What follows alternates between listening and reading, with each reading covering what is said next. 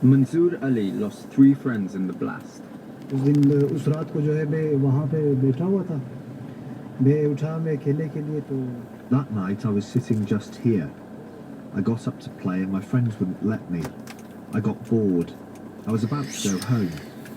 I went to the washroom and just before I came down I heard the blast. I was knocked out. My back, my left foot and both arms were hit. So you were actually hit by some of the shrapnel?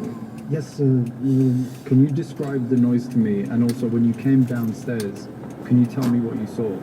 मुझे बिल्कुल यही महसूस हो रहा था कि मेरे कान के पर्दे जो है वो फट गए बिल्कुल I thought my eardrums had popped. That's what it felt like. Complete silence. There was just silence and I saw light. I don't know what happened. I think I was knocked out. After that I heard voices from downstairs. I thought it was a rescue team. I took God's name and came downstairs. Under the table my friend Habib was calling me. I dragged him out. His leg was on fire. His eyes had come out of his head. He died here. I said, help my other friends. They said, don't worry, there are people on the way. They will be rescued. My heart was full. I cried a bit and said goodbye, and then 2 men took me outside. January 10th, 9:10. The bomb has killed 8 people. Alamdar Road is full of rescue workers and people trying to help. Amongst them is Changiz Khan, an ambulance driver. जैसे यहाँ पे मैं पहुँचा वापस पहुँचा के तो यहाँ पे 12 ambulance When I got here, there were 11 or 12 ambulances, and just here there was another ambulance parked. After that, there was a blast. At 9:15, as rescue workers scramble to save lives, a second bomb goes off. बहुत जोरदार आवाज़ थी और काफ़ी करीब भी थे हम It was really loud. I was very close. It was like an earthquake, like the whole world moved. When the smoke cleared, the volunteers that were working here, 3 of them had died and 6 were injured. These people were all working when the blast happened. 9:30. It becomes clear that the first bomb is a trap. The second bomb is planted on an ambulance and is strategically timed to kill as many people as possible. Over 100 people, including many rescue workers, are killed. There are dozens of injuries. Alamdar Road is in chaos.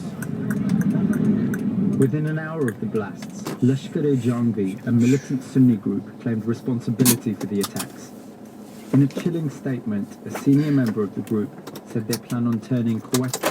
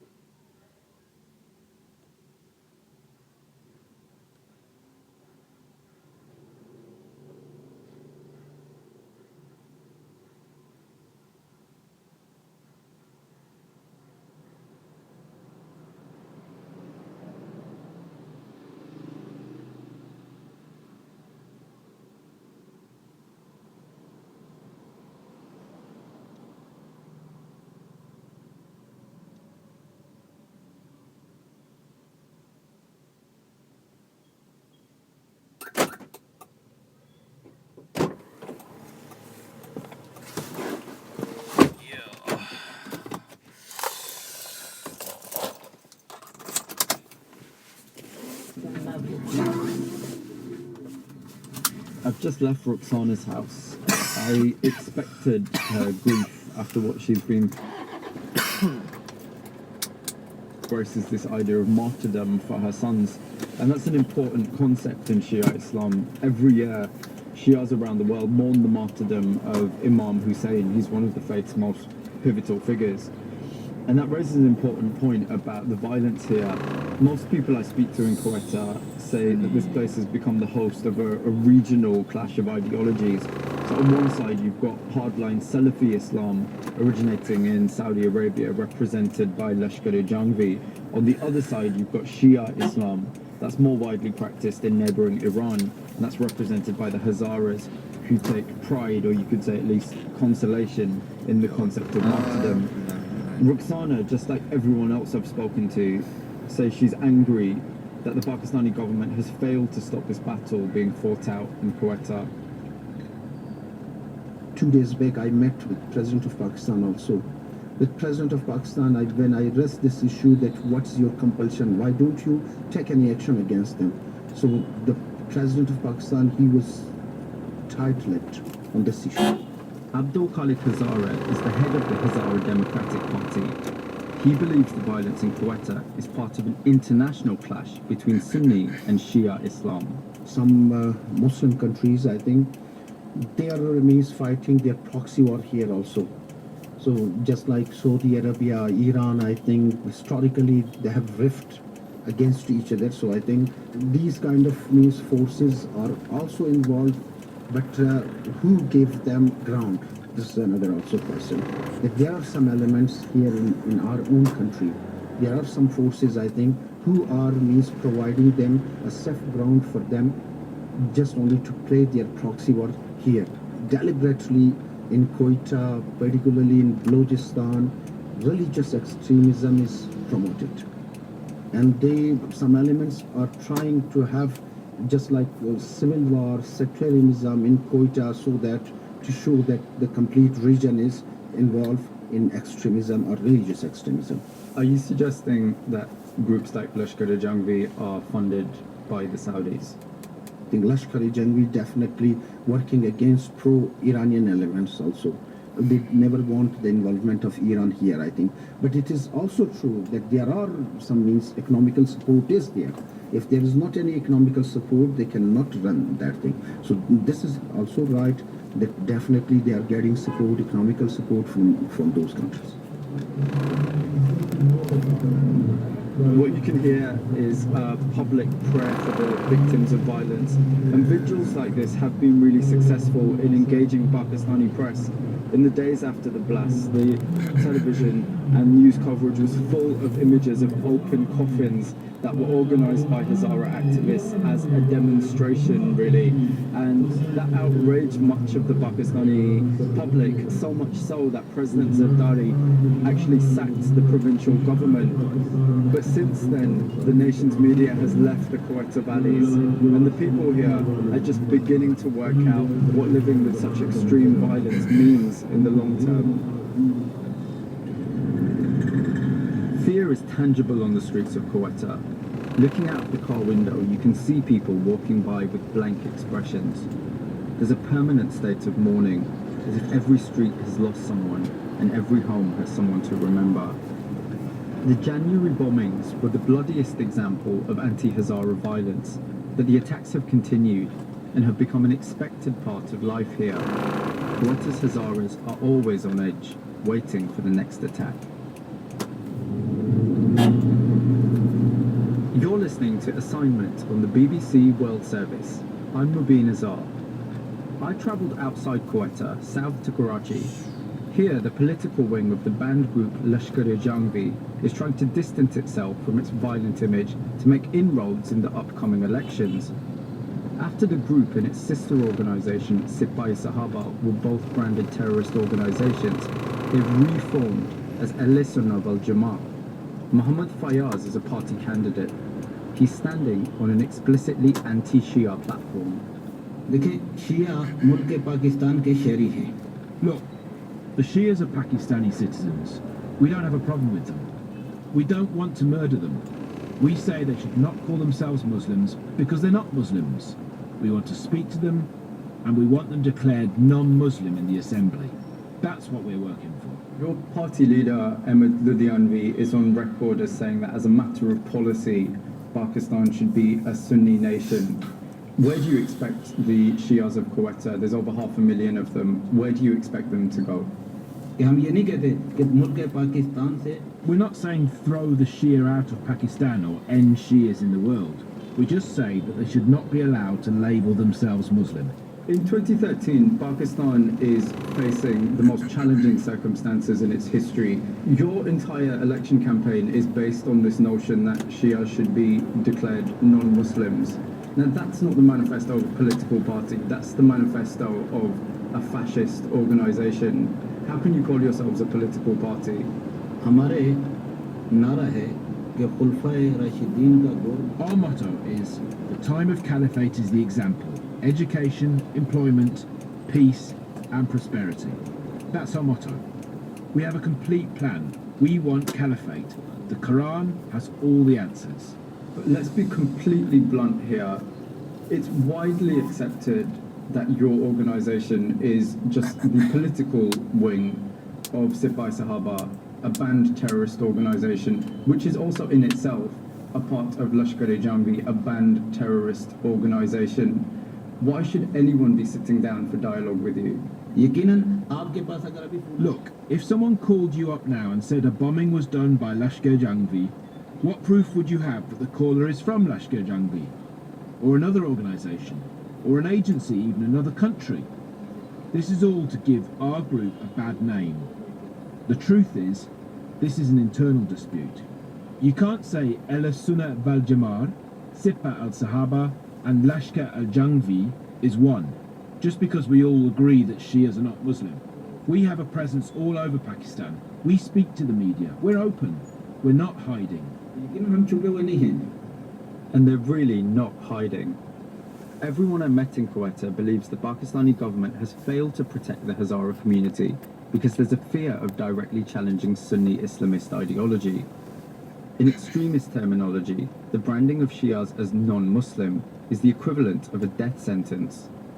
Hardline Islam is gaining ground, so much so that the Islamization of Pakistan is one of the election's most contentious issues. There's a fear of directly challenging the militants. In Pakistan, accusations of heresy and non-belief are often thrown around in the political arena. I'm Mubin Azhar from the BBC. Hello, pleased to meet you. Very nice to meet you.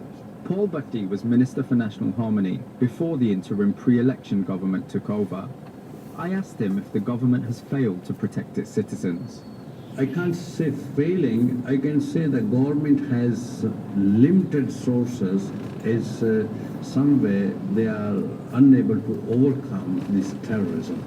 Government has tried its best, but the things are so complex, so complicated. Sure, you said the government's trying its best, but let's be, very specific here. So if you take the 10th of January bombings, for example, no arrests were made after the bombing. Surely that's a failing. So I tell you, when you are fighting with a group of terrorism, like you see in Afghanistan, all international forces are fighting against these Taliban. This is, but present government of Karzai but attacks are coming. So it doesn't mean it's a failure. So it is, we are involved in such kind of complex situation that it will take time. But you seem completely resigned to this idea that terrorist groups have the upper hand. So effectively, are you saying Pakistan is being held hostage by extremist terrorist groups? No, it's not exactly in that sense. In some way, for example, government has tried its best. When this government took over, in northern part of Pakistan, there was a flag of Taliban. But our military forces, they have eliminated these people who are, they're taking over this region. But even the governor of Balochistan recently said that either the intelligence service don't want to do their jobs or they're incapable of doing their job. So how do you respond to that? Intelligence agencies, they do their job, I think, but there are different groups in Balochistan. So they are not agreed with each other. This is very much problem. Pakistan is ruled since 64 years of its independence, more than half time it's ruled by the military. And democratic government never, completed their tenure. So at the end, I can say we never had a strong political government which can make policy. So one of the things is the political government should be strong. Paul Bhatti. Mainstream politics has all but ignored the violence against the Hazaras. The result is a generation of Hazaras who are uncertain about their future in Pakistan.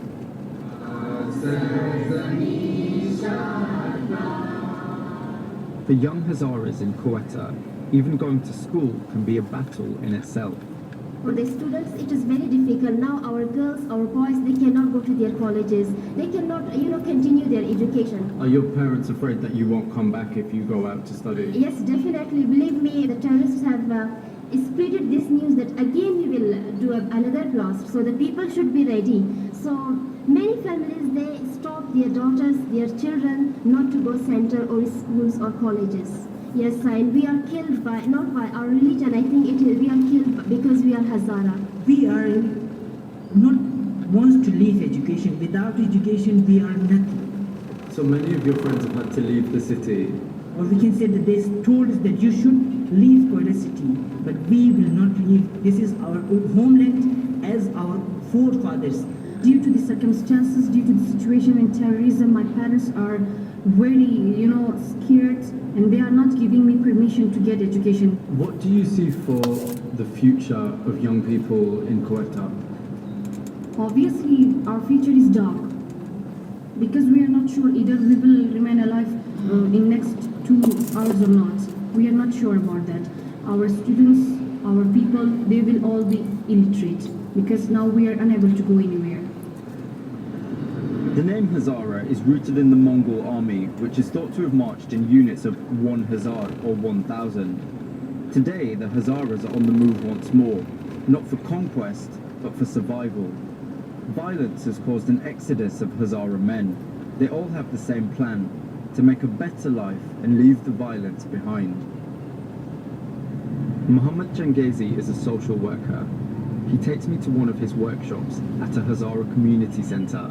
The theme is migration. I started this work because my uncle, auntie and their children drowned en route to Australia. It's dangerous. Agents lie to get a few $100s. They can say anything to get money. I can't do anything else, but there are so many people migrating because of the law and order situation. I can't stop them, but I can raise awareness about the lies that people smugglers tell and highlight some of the policies to reduce the risks.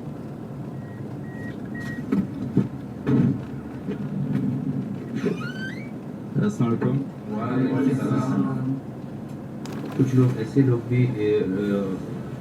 There are some people in the community spreading rumours that if you get on a boat via an agent, you'll be granted asylum abroad quickly. But people spread these rumours for the benefit of their business. Could you all tell me how many of you know someone, a friend or a family member who has left this place because of the security situation? If you could raise your hands. So how many of you?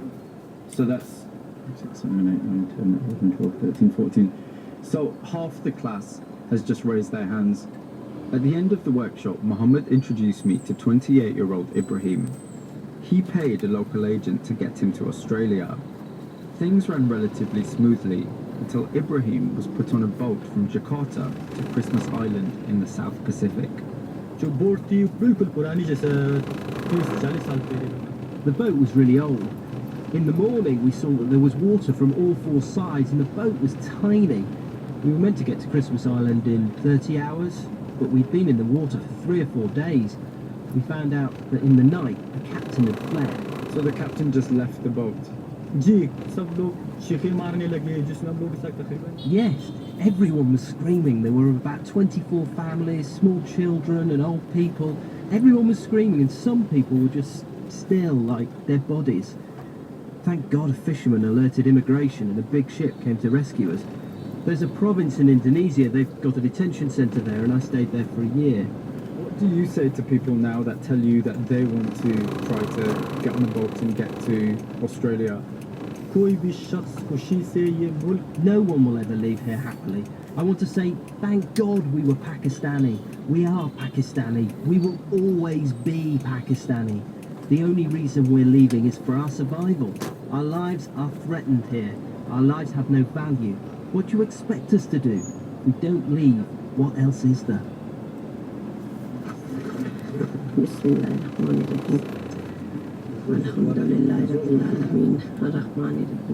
In Quetta's graveyard, the air is thick with the smell of incense and rose water. On an evening like this, mourners gather to remember the dead. Rukhsana Bibi prays for her 3 sons. She says she's not interested in politics. She just wants the killing to stop. Those fresh mounds of earth are a stark reminder of how the government has failed to protect its citizens. The hope of change in Pakistan's first democratic transition is little comfort to mothers like Rukhsana. Security here isn't just a prerequisite for the survival of the Hazara people. It could bring into question the survival of Pakistan as a diverse nation based on ideals of tolerance. That's all from this edition of Assignment. I'm Mubin Azar. If you want to hear more programs in this series, go to bbcworldservice.com/assignment. Documentaries on the BBC World Service. If we stop striking, if we stop demonstrating in the streets, we'll start to build a new Egypt. I'm Shaima Khalil, and as part of the BBC's major new series looking at Egypt after the revolution, I've been finding out why the Egyptian economy is on the verge of collapse. We are in need now for security. Catch up with the series online and listen to the next Egypt's Challenge, Tuesday on the BBC World Service. BBC 100 FM. Connect with the world wherever you are. bbc.com/news is available on your phone now. This is the BBC in Basra. Nairobi, Bogota, and in Phnom Penh, 100 FM. Wherever you are, you're with the BBC.